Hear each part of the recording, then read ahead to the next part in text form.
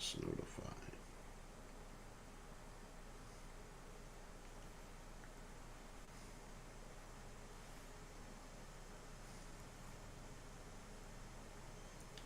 All right. Check to see if we are actually online.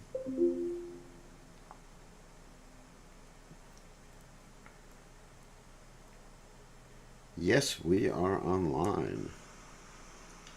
Right. Good. Okay. I think we're set up here.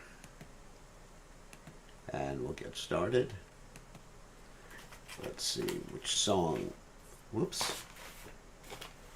Hold on a second. Alright, which song should we sing tonight?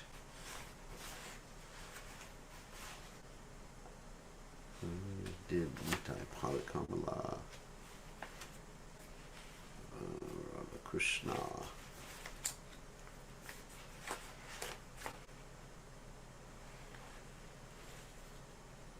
We just did that one too. Okay. Do a simple song, Arunodoya Kirtan, Part 1.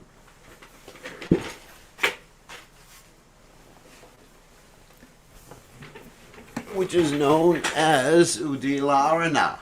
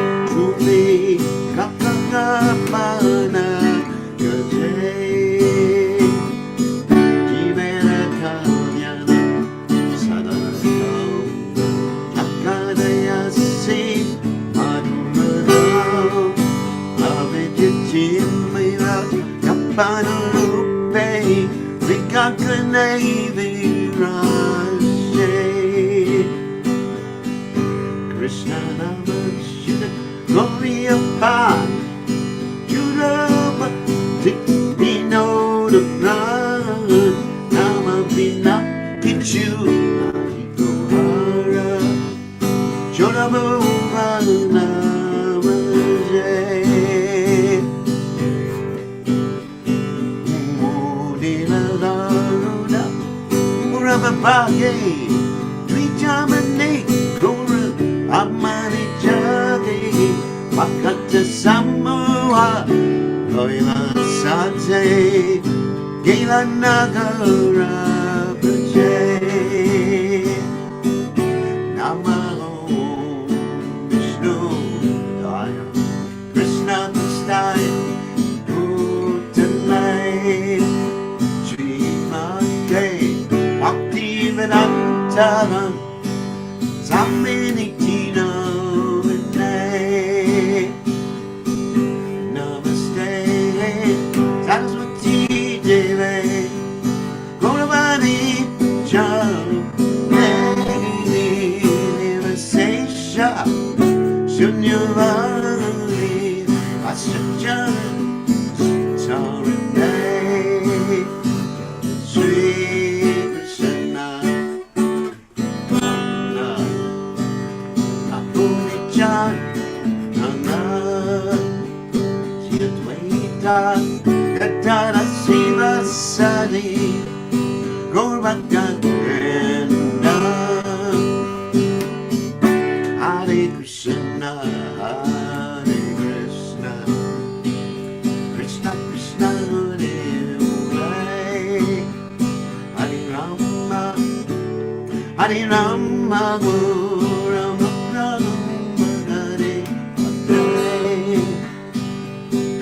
Hare Krishna, Hare Krishna, Krishna Krishna, Hare Hare, Hare Rama, Hare Rama, Rama Hare Hare, Hare Krishna, Hare Krishna, Krishna Krishna, Hare Hare, Hare Rama, Rama Rama Hare Hare, Hare Bol,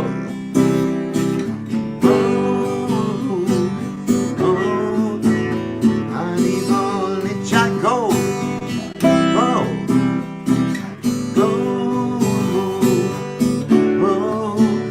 Hare Bol, Jaya Jaya Prabhu, Bye, Bye, Prabhupada, Prabhupada. Jai Om Vishnu Pada. Paramahansa Paravaticharya, also Teras Atashi Shimad, His Divine Grace. Abhaya Chandana, the Bhaktivedanta Goswami Maharaj Srila Prabhupada Ki Jai. ISKCON Founder Acharya Sripad Ki Jai. Anantagoti Vaishnava Vrinda Ki Jai. Namacharya Shrilas Thakur Ki Jai. Friends, say go Shri Krishna Chaitanya Prabhu Nityananda Shadwaita Ganadha. Shivasati Gaur Bhakta Vrinda Ki Jai. Shri Shri Radhakrishna Gopa Gopinath Sayama Kunda Radhakunda. Giri Govardhan Ki Jai. Vrindavan Ki Jai. Maturam Ki Jai. Jagavata Swami Ki Jai. Yamunamai Ki Jai. Shrimati Lassi Devi Ki Jai. Samaveda Bhakta Vrinda Ki Jai. Gaur Premananda Hari Hari Bom. All glory is the assembled devotees. All glory is the assembled devotees. All glory is the assembled devotees. All glory is to Shri Guru and Gauranga. Srila Prabhupada Ki Jai. Nama Om Vishnu Padaya Krishna Prastaya Bhutale. Srimati Bhaktivedanta Swami Namadi Namaste Saraswati Devi Gauravani Pacharni. Nivashesha Shunyavadi Paschatya Dejatarni. I offer my respectful obeisances unto the lotus feet of my spiritual master, His Divine Grace, A.C. Bhaktivedanta Swami Srila Prabhupada, who so kindly opened my eyes with the torchlight of knowledge while I was blinded in the darkness of ignorance. Om Gana Timiranda Sa Gyananjana Shalakya Chakshuran Meditam Yena Tasmai Shri Gurave Namaha. So, let me read the translation first. When the rising sun appeared in the east, the jewel of the twice-born Lord Gauranga awakened, gathering his devotees around him. He set out to preach in the countryside, towns, and villages. Tatai, tatai sounded the mridanga drums, and the cymbals chimed in time. Lord Gaurasundar's shimmering golden features danced, and his ankle bells jingled. Mukunda Madhava Yadava Hari chanted the devotees, their mouths filled with vibrations. Calling out, they preached to those still sleeping. You spend your nights uselessly sleeping and your days decorating your bodies. Although you have achieved a rare human birth, you do not care for this precious gift. Instead, you refrain from serving the darling of Yashoda and slowly fall through your last moments to death. With every rising and setting of the sun, a day passes and is lost. Why then do you remain idle and not serve the Lord of the heart? This life is temporary and full of various miseries. Take shelter of the holy name as your only business. To penetrate the darkness of ignorance and bless everyone's heart, the sweet holy name has risen like the shining sun. Drink deeply the pure nectar of Krishna's holy name, which is the life and soul of Bhakti Vinod. The holy names aside, there's nothing to be had in all the 14 worlds. Oh my God. Nothing to be had in all the 14 worlds. And we were discussing this morning in Bhagavatam class how the holy name is the sadhana. Sadhana means the practice which gets us to Krishna consciousness, and is also the sadhya. It is the goal. When you become Krishna conscious, you're still chanting Hare Krishna. So the goal is to always chant Hare Krishna, Kirtaniya Sarahari. Of course, as Chaitanya Mahaprabhu says in the Shikshashtaka, Chunadapi Sunichena Torari Vasihishana Mani Namanadena Kirtaniya Sarahari. One has to be humble. Krishna arranges for the devotees so that they can acquire humility. If they don't voluntarily become humble, then Krishna really takes away things. And it's tough love, unfortunately. It's tough love, but that's because Krishna loves us. Okay, so then we'll go on to the Nectar of Instruction. And first we chant Nana Shastra Vichara Naika Nipano Sadharma Samstapako Lokanam Hitakarano Tribhuvane Manyo Sharanya Karo Radha Krishna Padaravinda Bhajana Nandena Mataliko Vande Rupa Sanatano Raghuyagho Shri Jiva Gopalako. I offer my respectful obeisances unto the 6 Goswamis, namely Shri Rupa Goswami, Shri Sanatana Goswami, Shri Raghunath Bhatta Goswami, Shri Raghunath Das Goswami, Shri Jiva Goswami, and Shri Gopal Bhatta Goswami, who are very expert in scrutinizingly studying all the revealed scriptures with the aim of establishing eternal religious principles for the benefit of all human beings. Thus they are honored all over the 3 worlds, and they are worth taking shelter of because they are absorbed in the mood of the gopis and are engaged in the transcendental loving service of Radha and Krishna. Okay. So, let us continue with our study of the Upadeshamrita, the Nectar of Instruction. Let me share the screen. Hopefully, actually it's not working. Whoops. Oh, there we go. I will share the screen. Yeah. All right. And get the screen set up here so I can make sure that it's going all right. Okay, so we are sharing the screen, and we are in the middle of the 5th verse, and the 5th verse is as follows. Let's see if I can remember it. Krishneti yasya giritam namanased manasadriyeta dikshasti. What is this? Dikshasti pranatabeeps cha vajanam nisham shushushya bhajan bhajana vigam ananyamanya nindari shunyum pradam ipsita sangha labdya. And this is a verse about dealing with different devotees, honoring the devotee who chants, even someone who chants, offering humble obeisances to someone who was initiated and engaged in worshiping and engaged in the process of bhakti, and associating with the advanced devotee, the pure devotee, and serving this pure devotee with one's life and soul. And this pure devotee must have the quality of not criticizing others. Really important. Okay. Because generally we have a tendency to criticize others. That's a problem. Okay. So we're in the middle of the purport. And Prabhupada is talking about the different grades of devotees. Of course, the neophyte devotee is called the Kanishta Adhikari, the middle devotee is called the Majjhima Adhikari, and the topmost devotee is called the Uttama Adhikari. So Majjhima Adhikari doesn't have faith. It's very fragile, his faith. He doesn't have knowledge of the Shastras. And he sees what? Krishna on the altar. But it's not that Krishna is in everyone's heart. Just Krishna's on the altar. Or like in Christianity, God has one day a week. A holy day, Sunday. Holy day, that's how it became. Holiday, holy day, holiday. Anyway, just so you know the origin of holiday is holy day. So, anyway, or some people in some religion have Saturday as their holy day. And some people in other religions have Thursday as their holy day. So, whatever. So we say every day is a holy day. But one who is a Kanishta Adhikari, he basically has at least one day, which is God's day, or one place, which is God's place. And that's very immature. So both the Majjhima and the Uttama Adhikari see that every place is God's. What do we mean by that?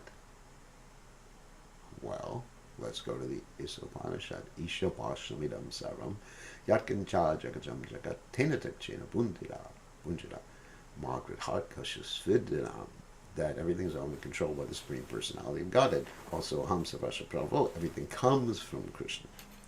So that's how the Majjhima and the Uttama. But the Majjhima, he has firm faith. He may not have such good faith in the Shastras. I mean, not faith, sorry. Knowledge of the Shastras. He doesn't have can quote millions and millions and millions of verses. In Uttama Adhikari can. But he has firm faith. And therefore, because he has firm faith and not so much perfect knowledge of the Shastras, he preaches to those who are innocent. He doesn't preach to those who are envious. And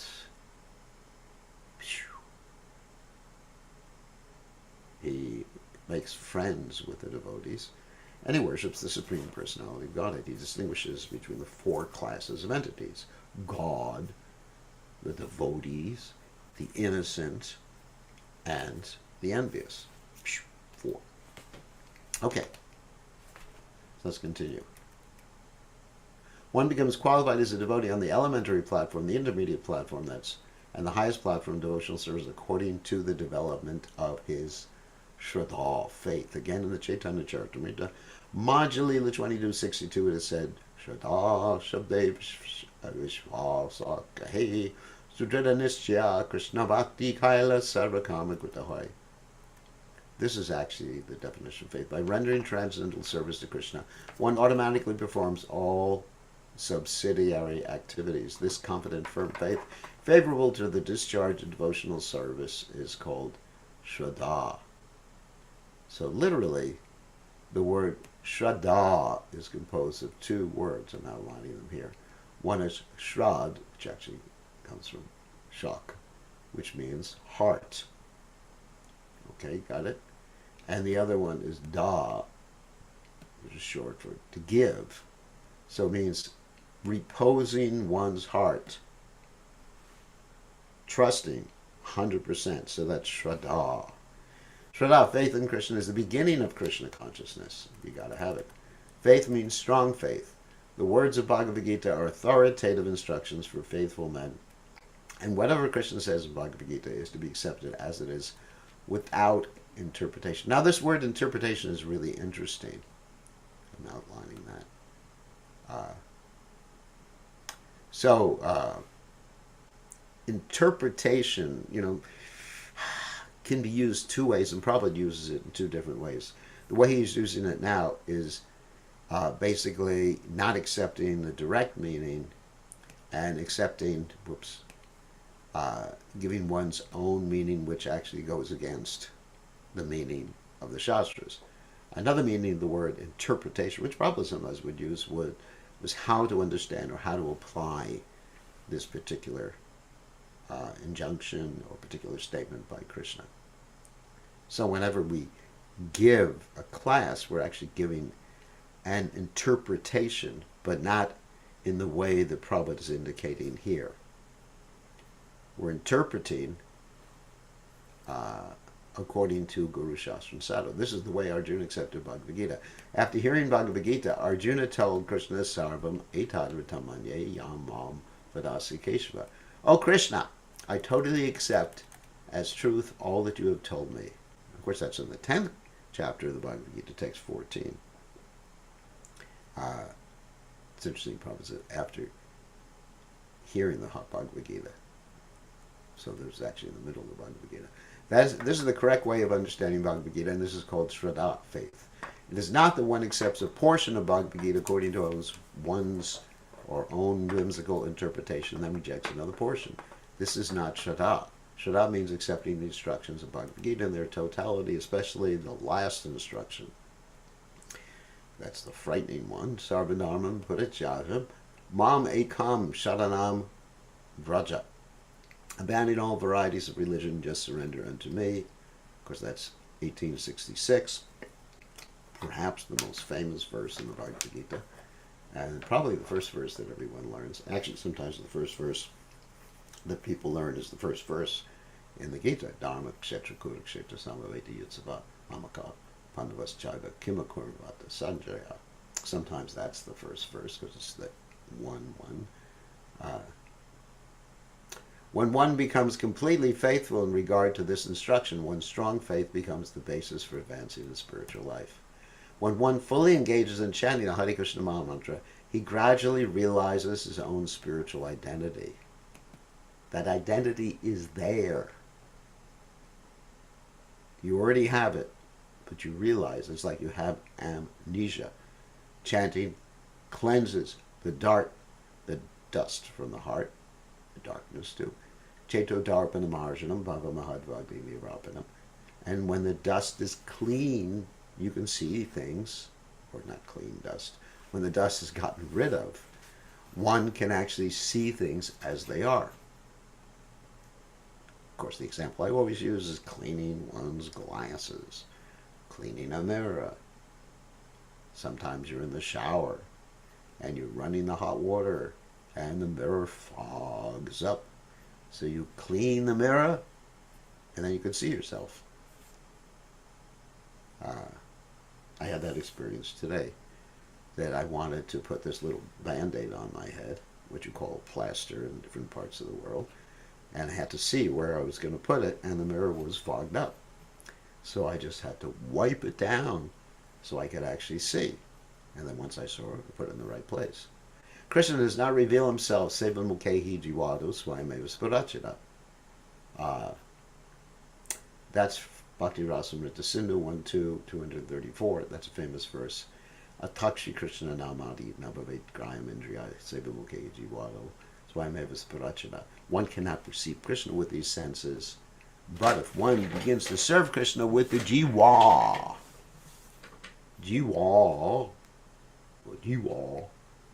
means the tongue. So that's the first point. Devotional service begins with the ears and the tongue. Two most important senses in devotional service. We cannot realize the Supreme Personality of Godhead by any artificial means. Such service begins, here Prabhupada says the same thing, with the tongue. You have to serve Krishna with the tongue, which means that we should always chant the holy names of the Lord and accept Krishna Prasad.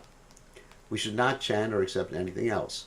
When this process is faithfully followed, the Supreme Lord reveals himself to a devotee. When a person realizes himself to be an eternal servitor of Krishna, he loses interest in everything but Krishna's service. Always thinking of Krishna, devising means by which to spread the holy name of Krishna, he understands that his only business is in spreading the Krishna conscious movement all over the world. That's actually been my experience, that by chanting, the things that would interest me before are really boring. Really boring. You know, like say if I get on a plane and there's some movie or something playing, it's just like, it's boring. It's completely boring. Why should I watch such a movie? Of course, I was listening to a memory. The devotee was speaking about Srila Prabhupada being on the plane, and once upon a time they were playing a Charlie Chaplin movie, and Prabhupada, the devotees were trying to avoid looking at it. You know, they were just like, because sometimes in the old days there was just one big screen in front of everybody, and it was hard to avoid seeing the screen. Nowadays, of course, each and every seat has a little screen on the seat back, but in those days the screen was actually projected in front of everybody. So the devotees were trying to avoid looking at it, and Prabhupada was looking at it as a Charlie Chaplin movie, and Prabhupada was laughing like anything. And the devotees even talked to Prabhupada later on about the Charlie Chaplin movie. But my experience is that, you know, things just like are not attractive in this world anymore. Once one really chants seriously, and then one just wants to give other people Krishna consciousness or serve Srila Prabhupada.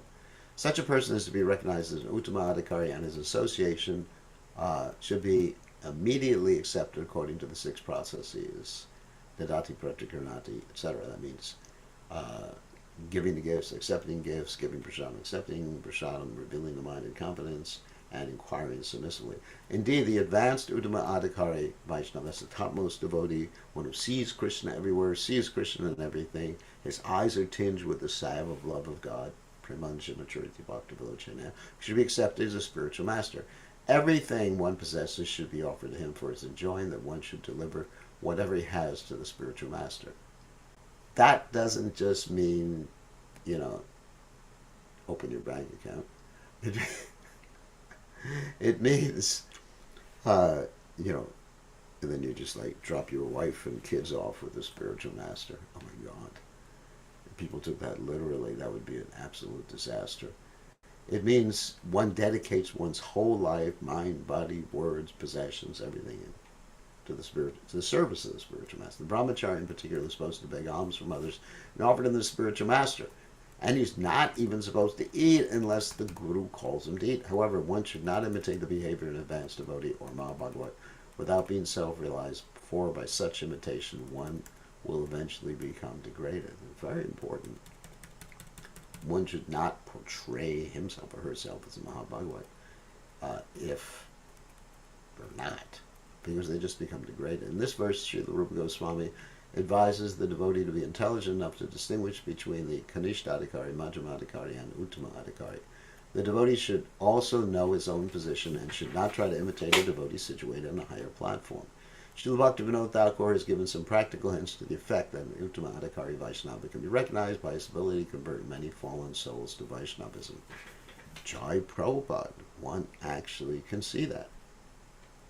In a few short years, Prabhupada brought, how many people to Krishna consciousness? And you initiated 5,000 people, but practically millions of people became aware of the holy names, and the holy name was chanted in every town and village just in 11 short years.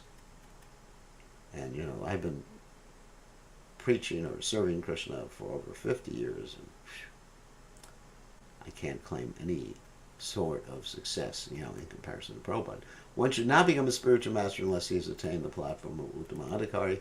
A neophyte Vaishnava or Vaishnava situated on the immediate platform can also accept disciples, but such disciples must be on the same platform, and it should be understood they cannot advance very well toward the ultimate goal of life under his insufficient guidance. Therefore, disciples should be careful to accept an Uttama Adhikari as a spiritual master. So, what do we do in ISKCON? You know, are we saying that every guru is an Uttamadhikari? Some of them may be. So what do you do? Do we give them an Uttama Adhikari test? Stick some pins in them to see if they're actually on a Brahmabhuta platform? Ask them what Krishna is saying right now. Ask them what's happening on the other side of the wall. I mean, is this what we do to test their spiritual position? No. What we do in ISKCON is that we encourage everyone, regardless of who you are initiated by, to accept Prabhupada as your ultimate Siksha Guru. Because the connection of Shiksha is more important than Diksha. Diksha means initiation. Of course, Divyagan, Shayate, free one from this material world by giving them transcendental knowledge. But Siksha means instruction. So everyone should be accepting Prabhupada. And by accepting Prabhupada, then even if your Diksha Guru is not seeing Krishna every moment, an Uttamadhikari like that, then, but if your Diksha Guru is actually connecting you with Prabhupada, encouraging you to connect with Prabhupada, encouraging you to read Prabhupada's books, encouraging you to serve Prabhupada's mission, then you get the highest knowledge and highest realization. If you surrender, if you have that faith. Okay. Very, very, very important. Very, very important. So now we're finishing. Let me write this down, as if I would forget it. We finished 5. That was 5b to the end. And now we are going on 6. Text 6. And this gets more advanced as we go through.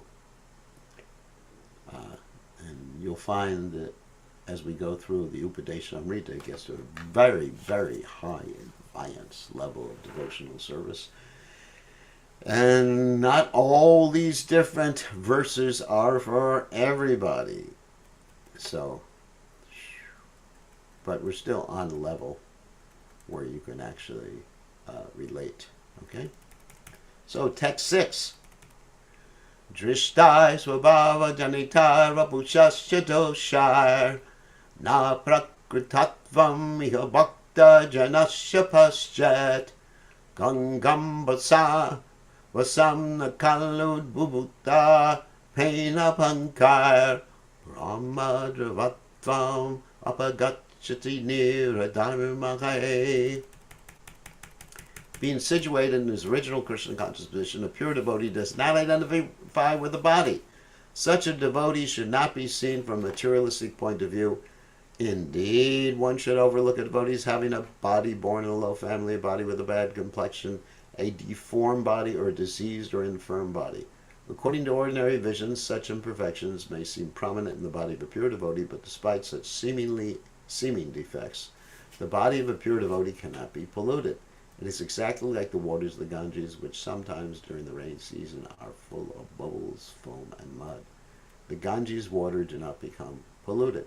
Those who are advanced in spiritual understanding will bathe in the Ganges without consideration or considering the condition of the water. So that's really important, and I believe it's Vishwanath Chakravarti Thakur states that we have to be careful about committing offenses to devotees based upon even their past activities before they came to Krishna consciousness, or some present remnants of their past, like complexion, bad complexion, or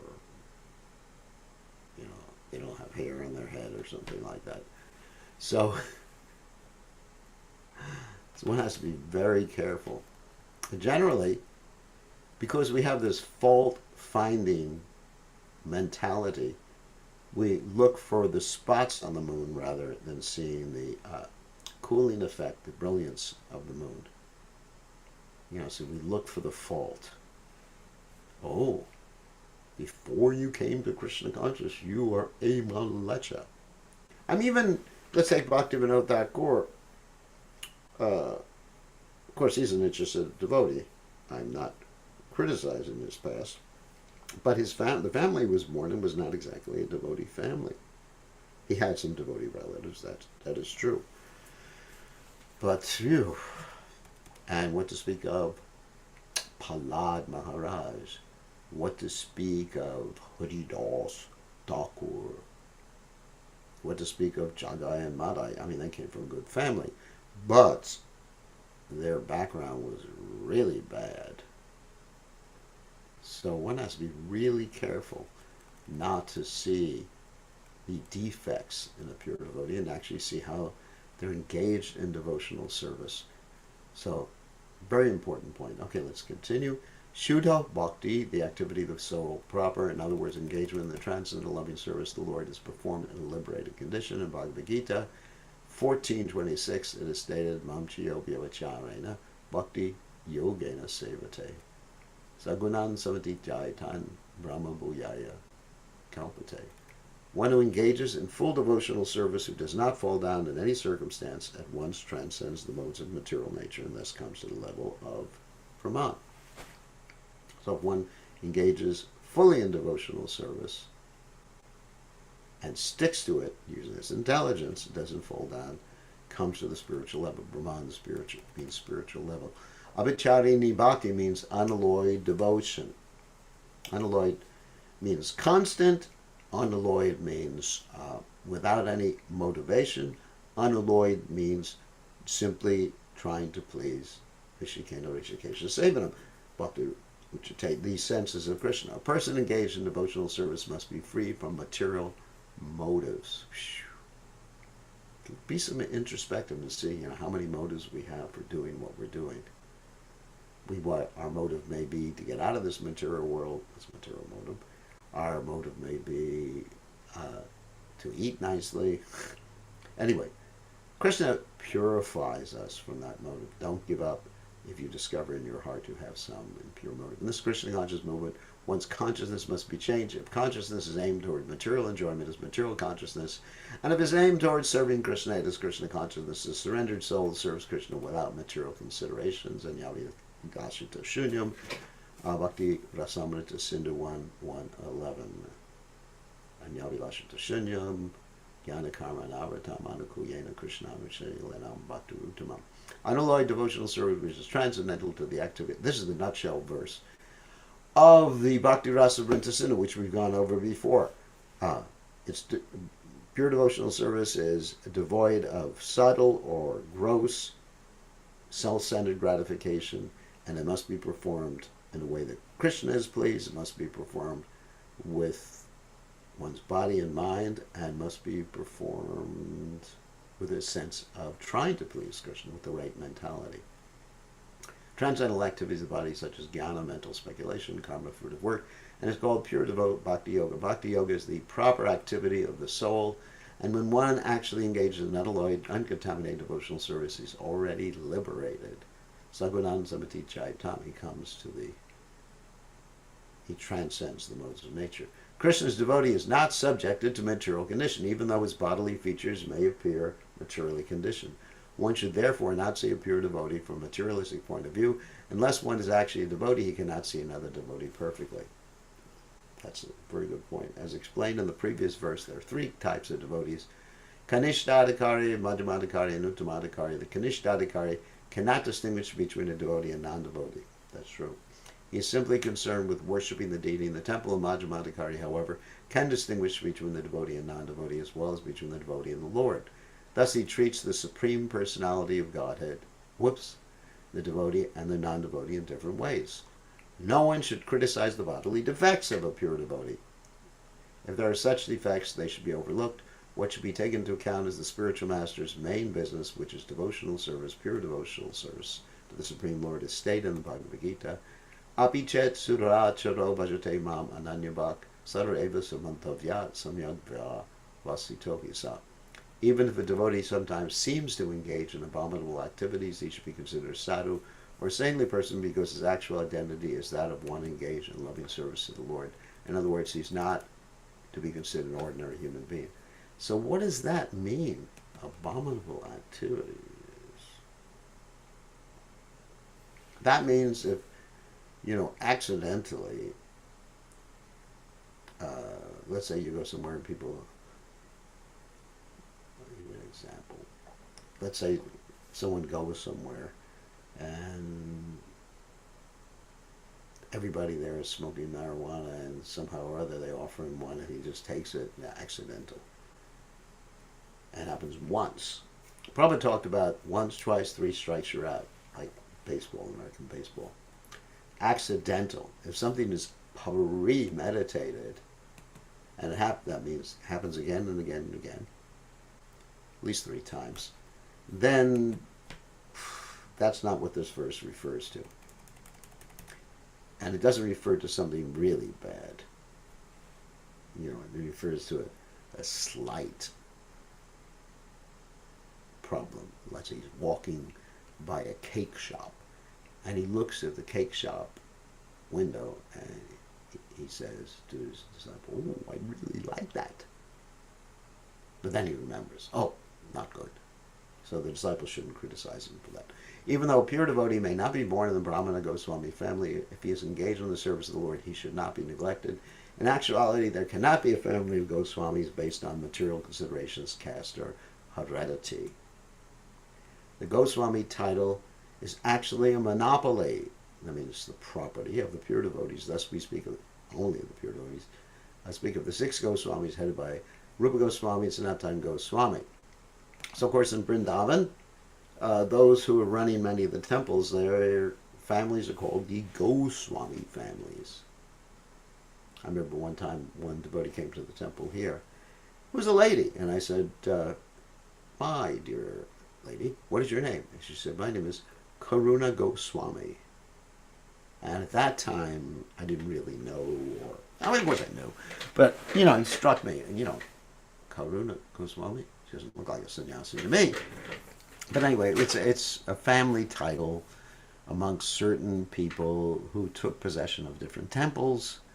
And some of these people who took possession, some of the families who took possession of different temples, sold the assets of the temple to support their families, send their kids to university or whatever. And this happened just with some of the Vrindavan temples. Rupa Goswami and Sanatana Goswami have practically become Mohammedans and have therefore changed their names to Kabir Kas and Shakara Malika. But Sri Chaitanya Mahaprabhu himself made them Goswamis. Therefore, the Goswami title is not hereditary. The word Goswami refers to one who can control his senses, who has mastered the senses. A devotee is not controlled by the senses, but is the controller of the senses. Consequently, he should be called a Swami or Goswami, even though he may not be born in the Goswami family. That's really important. So what does Goswami, Swami mean? Go means senses. Swami means control.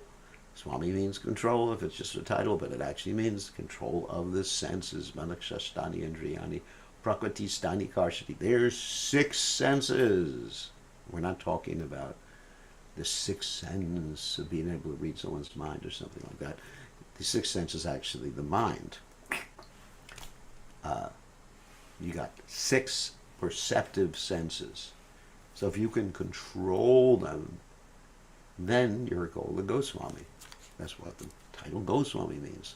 According to this formula, the Goswamis are descendants of Sri Nityananda Prabhu and Sri Advaita Prabhu are certainly devotees, but devotees coming from other families should not be discriminated against. Indeed, whether the devotees come from a family of previous acharyas or from an ordinary family, they should be treated equally. One should not think, "Oh, here is an American Goswami," and discriminate against him. He's American. He was just like doing God knows what before. But you are showing your fallen condition by thinking like that, because you're considering someone to be the body. Wow. The first lesson you hear in the Bhagavad Gita is, "You're not the body, Prabhu."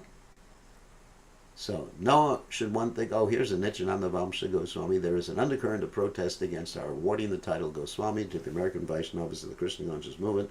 Sometimes people flatly tell the American devotees that their sannyasa title Goswami is not bona fide. However, according to the statements of Srila Rupa Goswami in this verse, an American Goswami and a Goswami in a family of acharyas are non-different. If the Goswami in the family of the acharyas is controlling the senses. Now, I remember there was one Goswami.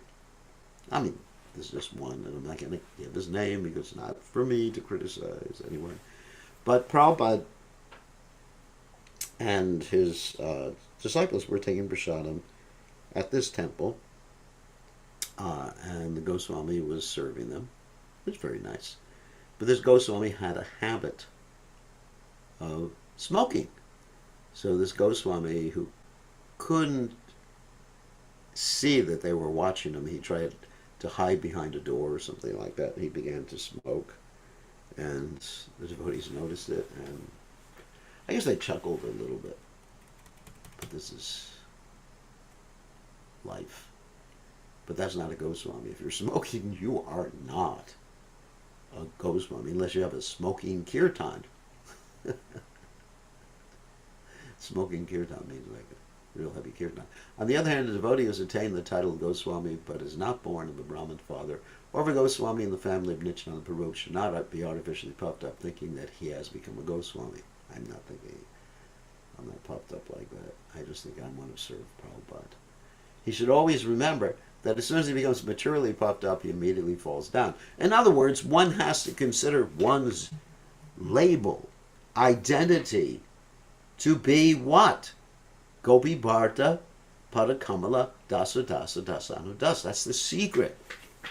We all have a conception, and this conception is usually called an upadi. Upadi means a designation. Who am I? I'm a Goswami. I'm the boss. I'm the guru. I'm male. I'm female. I'm the temple president. I am the GBC. Whatever. And this conception is a false designation. The only real designation we have is we're servants of a servant of a servant of a servant of the Lord who maintains the gopis in Vrindavan. This Krishna conscious movement is a transcendental science. There's no room for jealousy, envy. This movement is meant for the Paramahansas. Paramahansa means swan, Parama means topmost, who are completely freed from all jealousy. Paramam nirmatsaranam. That's from the Bhagavatam. One should not be jealous whether he is born in the family of Goswamis or has the title Goswami awarded to him. As soon as anyone becomes envious, he falls down from the platform of Paramahansa. Phew. If we consider the bodily defects of a Vaishnava, we should understand that we are committing an offense at the lotus feet of the Vaishnava. An offense at the lotus feet of a Vaishnava is very serious. Indeed, as Sri Chaitanya Mahaprabhu described this offense as Hati Mata, the mad elephant offense. A mad elephant can create a disaster, especially when it enters into a nicely trimmed garden. One should therefore be very careful not to commit any offense against a Vaishnava. Every devotee should be ready to take instructions from a superior Vaishnava. A superior Vaishnava must be ready to help an inferior Vaishnava in all respects. One is superior or inferior according to his spiritual development and Krishna consciousness. One is forbidden to observe the activities of a pure Vaishnava from a material point of view. For the neophyte, especially, considering a pure devotee from a material point of view is very injurious. One should therefore avoid observing a pure devotee externally, but should try to see his internal features and understand how he is engaged in the transcendental loving service of the Lord. In this way, one can avoid seeing the pure devotee from a material point of view, and thus one can gradually become a purified devotee himself. Now, it's very important to understand, I think we need to unpack this, that a pure devotee is perfect in that he does everything for Krishna, but he's not Krishna. He's not omniscient. He's not omnipresent. He's not omnipotent. So we can say he never makes a mistake because everything he does is to please Krishna. And Krishna carries what he lacks and preserves what he has. But let's say the pure devotee is driving a car and he makes the wrong turn, or he gets a traffic ticket. Does that mean he made a mistake? You don't think like that. Because a pure devotee is not materially perfect. He's not absolute. Only Krishna can be perfect in every respect. Krishna doesn't have a blemish on his body. Krishna always makes the right turn when he's driving a car or driving his chariot. Maybe he drives a car in the spiritual world. I don't know. So that has to be understood. So one should not misunderstand what it means to be a pure devotee. Because if you misunderstand, you will get confused. Like if you, for example, if you hear Prabhupada not remember a particular verse or misquote a particular verse, it's not actually misquoting because he's doing it out of love, then you'll start to criticize and say, well, how can be a pure devotee? But that's not what it means to be a pure devotee. That's not what it means. It means simply doing everything for Krishna, doing what Krishna wants, and doing it in a way to please Krishna. That's it. It's not some like mystical, magical type of manifestation. Let me just write down where we're leaving off.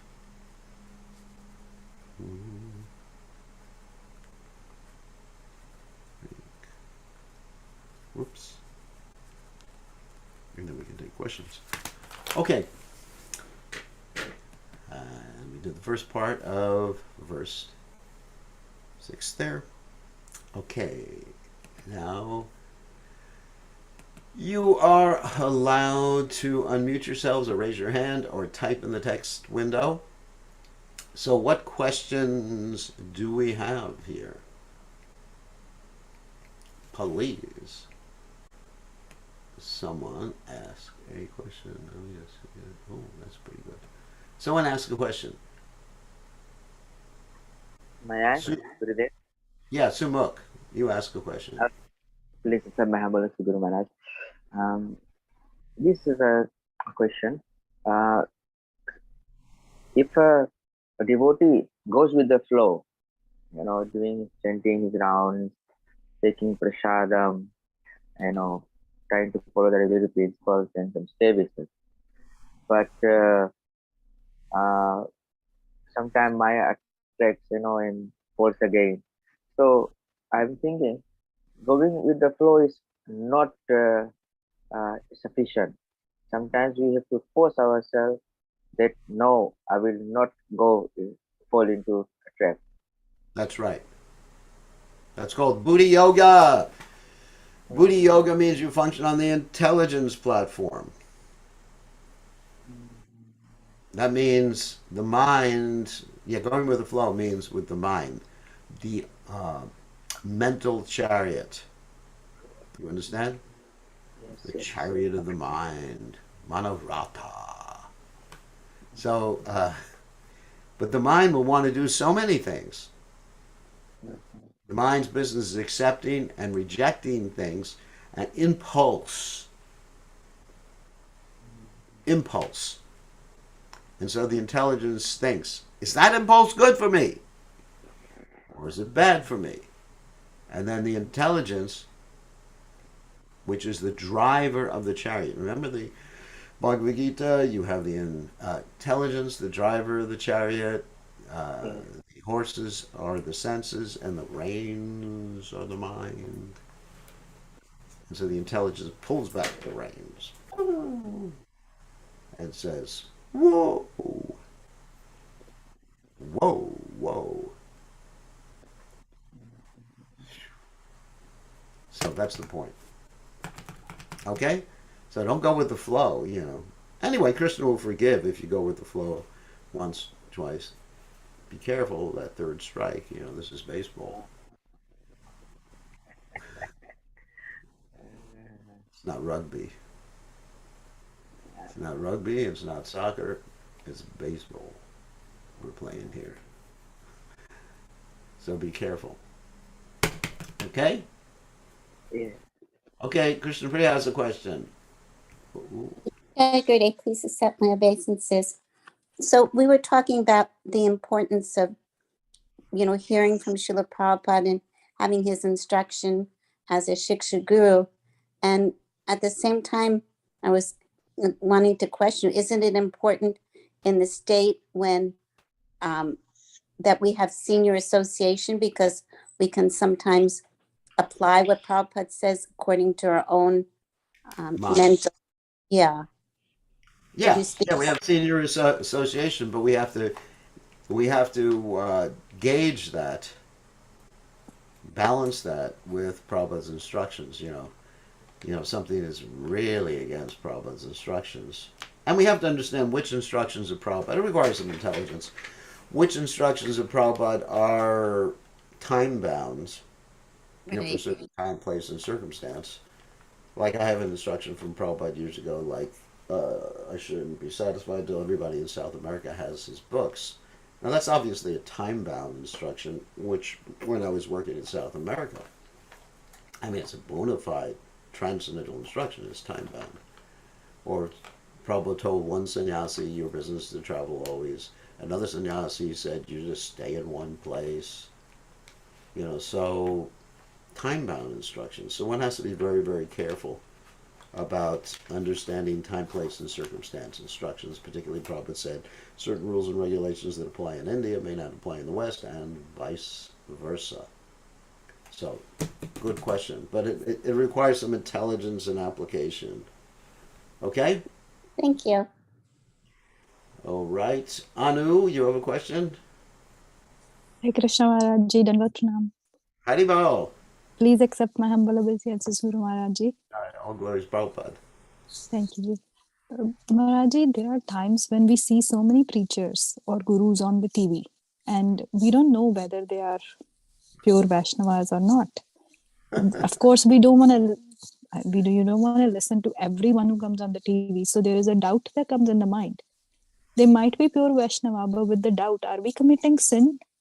No, you don't committing sins. Actually, doubt is a sign of intelligence.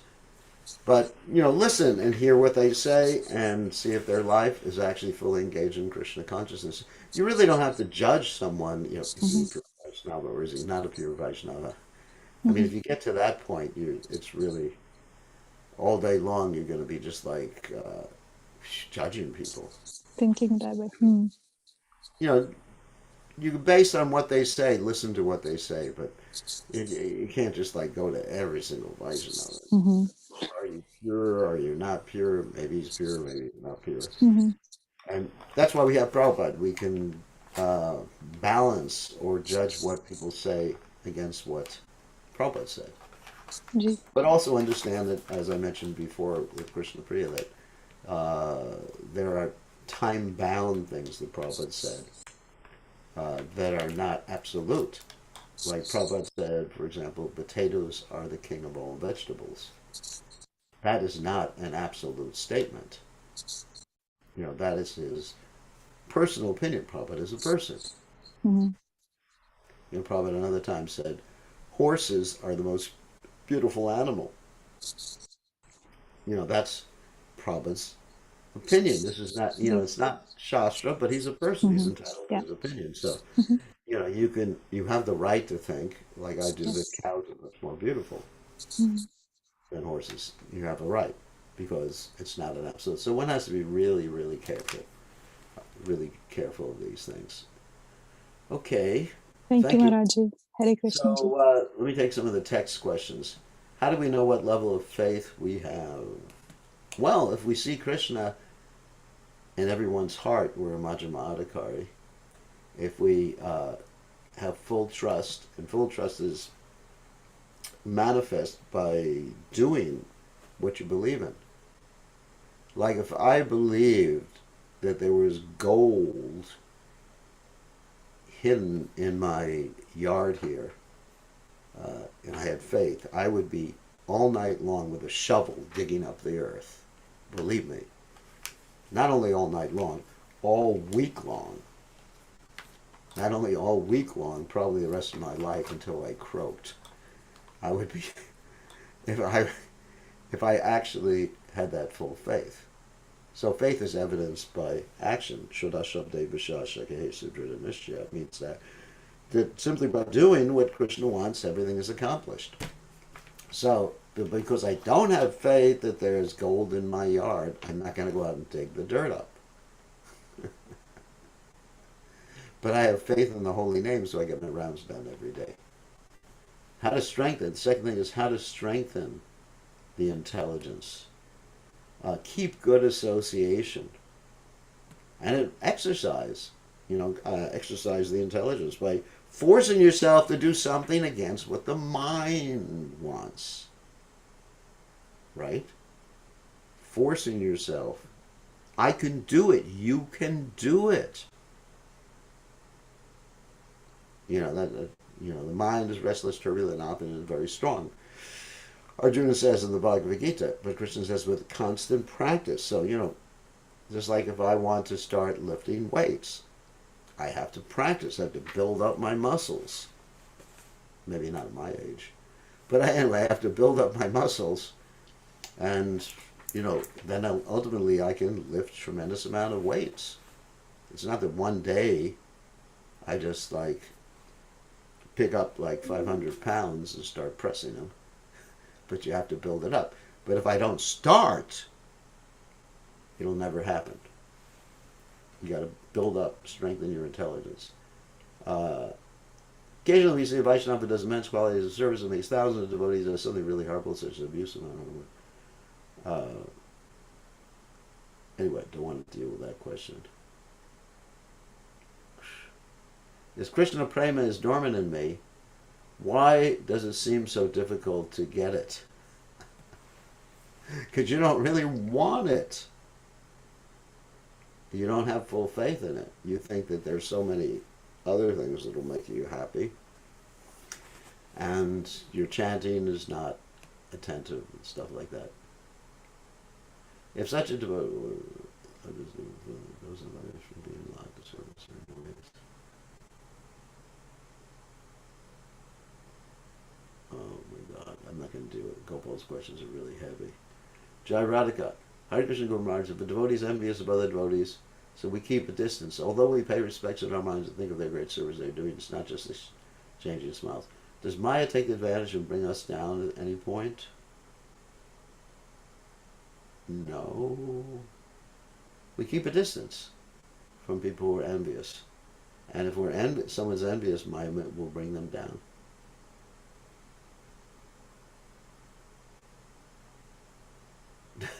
The question about the gold in my yard, doesn't that depend on how much you value gold? Well, we value gold because it'll help us expand the Krishna consciousness movement. Let's give you an example. I mean, if it was just gold for gold's sake, if it was just as direct messages. So if it was gold for gold's sake, then that would be ridiculous. We should value it. But if it's gold to be able to do something for Krishna, that's what I was thinking of. I had enough gold, I could do so many things for Krishna. Not that I would start gold ornaments. Because gold for gold's sake, gold for gold's sake, let me just answer that question in a second. Gold for gold's sake causes Kali to manifest itself. I've actually seen that. There was one person who was giving gold ornaments to the deities against Prabhupada's instructions, because Prabhupada said the deities should not have gold ornaments because it'll encourage thievery, it'll encourage bad consciousness, because Kali is present in gold in Kali Yuga. And then there was fighting over it. So one has to be very careful. I understand that maybe the process works, but we don't value the results enough. That may be. So we should, what do we want? I personally want to please Prabhupada.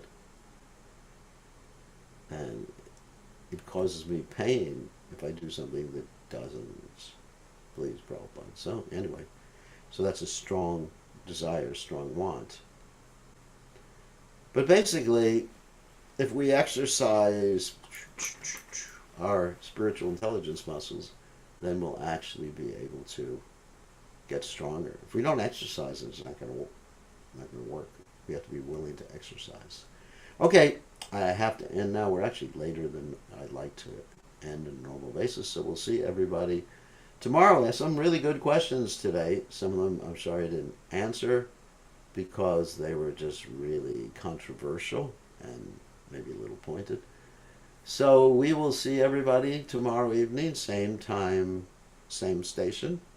And we're going to get through the Upadeshamrita rather quickly, and then we'll think about what a book we're going to do after this. Okay, thank you very much. All